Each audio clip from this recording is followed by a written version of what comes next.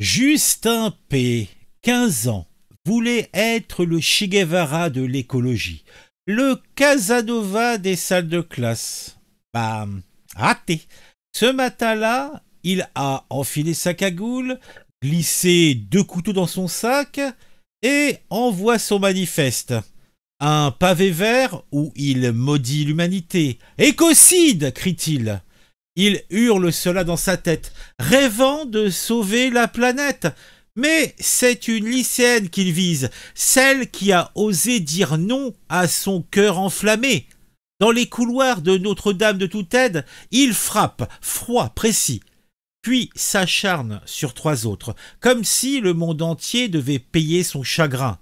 Les profs le plaquent au sol, et Justin, pathétique, demande aux flics de l'achever. À rideau.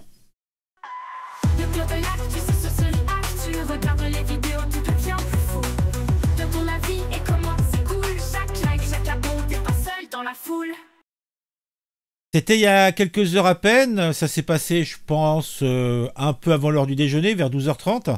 Là, il est à peu près 16h quand je fais cet enregistrement. Vous verrez la vidéo peut-être 2-3 jours après l'événement.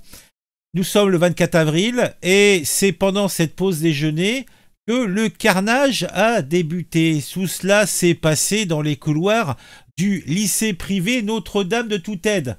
Là, Justin P., 15 ans, a troqué ses rêves d'amour et ses diatribes écolo pour un couteau bien aiguisé.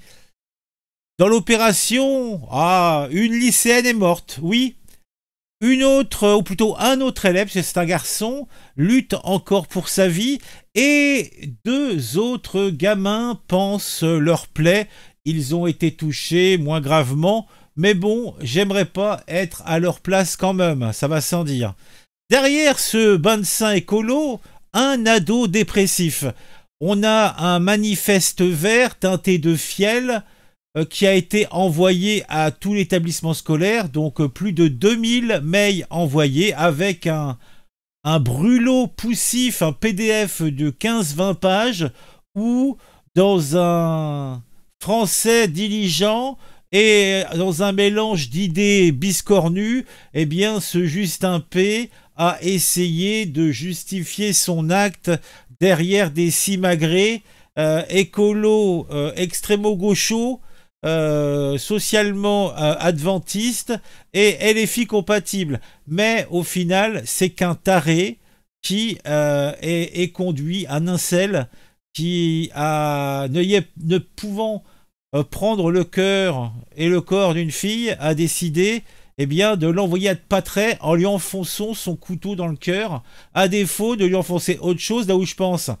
C'est dramatique, c'est dramatique. Une lycéenne morte, un autre gamin qui est entre la vie et la mort, d'autres qui se sont fait blesser et qui toute leur vie vont devoir supporter ça.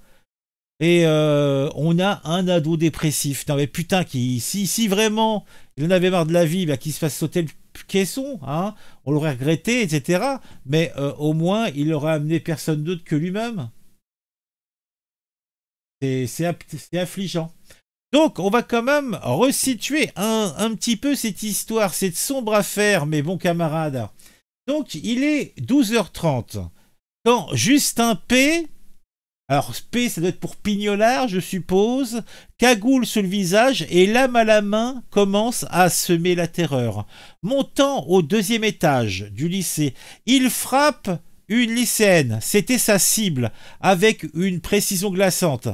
La rumeur murmure un cœur brisé, une flamme d'amour éteinte par un refus cruel. Puis, après avoir porté son coup fatal, dans le sang directement de la jeune fille qui s'est vidée, tel un porc à l'abattoir, eh bien, il a continué son œuvre de destruction. Tel un automate enragé, il redescend l'escalier, poignardant sur son passage 3 autres élèves dans une furia aveugle. Une lycéenne s'effondre, morte. Un autre est en urgence absolue. Il est à 2 doigts de frôler l'abîme. On ne sait pas s'il va s'en sortir. Bon, comme quand vous verrez cette vidéo, il se sera passé 2-3 jours, donc il est probable que nous aurons le fin mot de l'histoire, mais au moment où je fais cet enregistrement, il n'en est rien. En tout cas, le personnel s'est montré héroïque. Il a maîtrisé le forcené avant que la police ne l'embarque. Dehors, les parents hurlent, les élèves pleurent, et Nantes suffoque sous le choc. Encore Nantes, toujours Nantes. Mais qui est donc Justin P? Hein? Il n'aurait pas pu s'appeler Justin B, comme ça on aurait pu dire Justin Bridou, vu qu'a priori il aimait le cochon, hein, vu son amour du sang. Donc Justin P est un gamin. Oui, ça reste, c'est un tueur, mais c'est aussi un gamin. Il a 15 ans, il est élève de seconde, il était inconnu de tous, dont des flics, mais il avait toujours en lui déjà des démons intérieurs. Selon les premiers éléments collectés par les journalistes, il était dépressif et ruminait sa solitude et sa rage dans un manifeste de 20 pages. L'action humanitaire.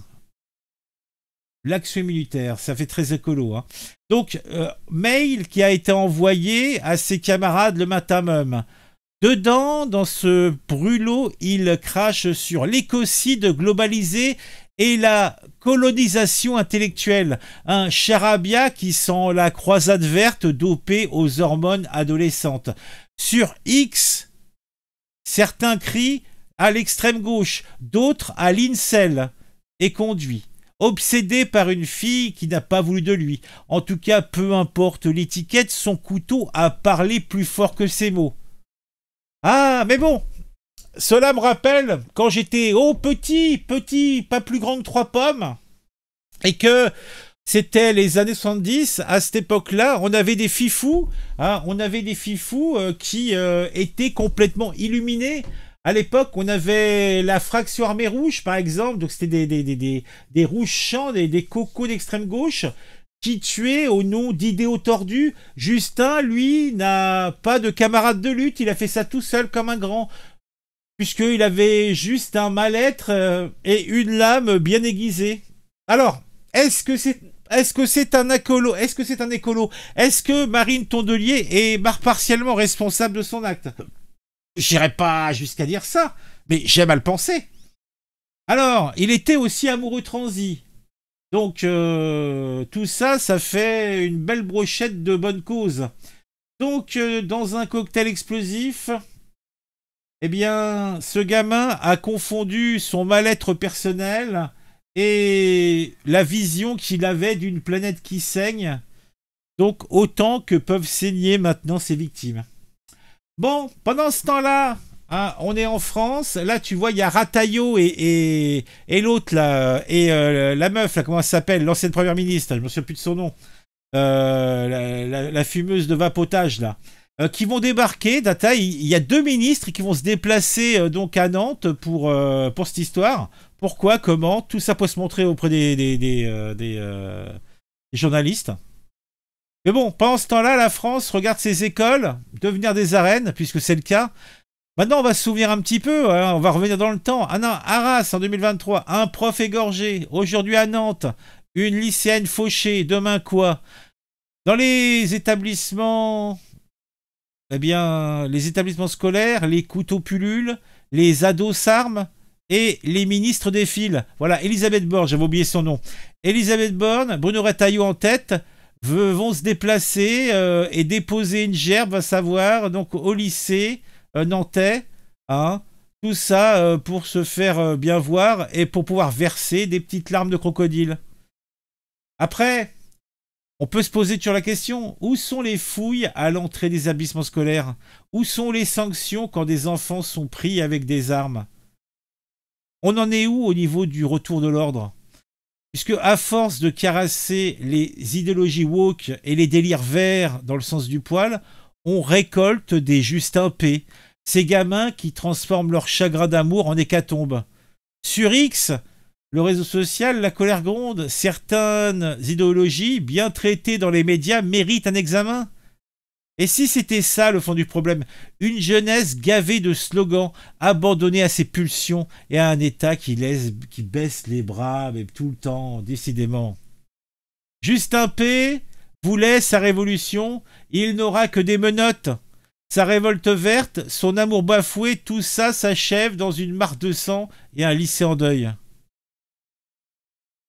Euh, à Nantes, on pleure, et ailleurs, oui, ailleurs on tremble. Jusqu'à quand ces histoires vont continuer comme ça? Combien de temps ça va durer? Allez, dites-moi en commentaire ce qu'on sait de tout ça. J'ai pas de conclusion à vous donner au final, hein, parce que bon, qu'est-ce que je vous dis?